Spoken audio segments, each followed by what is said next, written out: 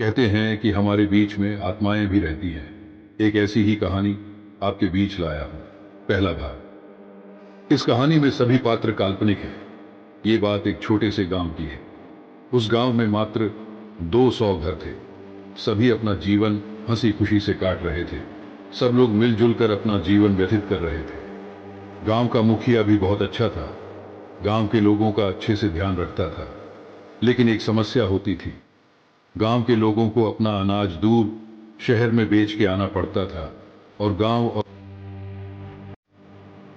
उस गांव के लोगों को शहर जाने के लिए उस जंगल को पार करने के लिए 5-6 घंटे लगते थे। ऊपर से जंगली जानवरों का खतरा था। लेकिन फिर गांव भी गांव वाले शहर जाते थे। एक दिन रामू और उसकी पत्नी शहर जाते हैं, लेकिन लौटकर नहीं आते।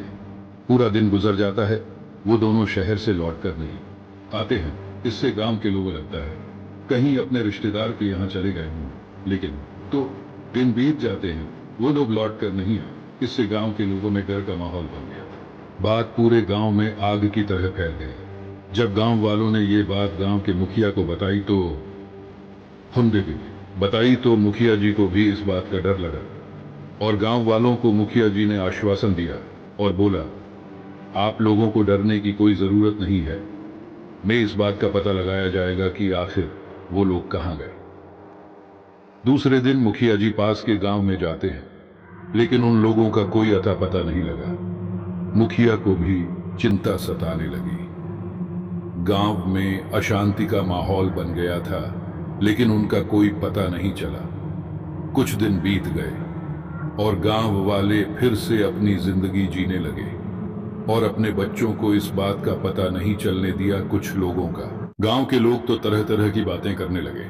कोई कहता जंगल में कोई जानवर खा गया, कोई कहता उस जंगल में भूत ने मार दिया। लेकिन असली बात किसी को भी नहीं मालूम थी। अब तो मुखिया को भी चिंता सताने लगी। कुछ दिन बीत जाने पर फिर से अपनी जिंदगी जीने लगे।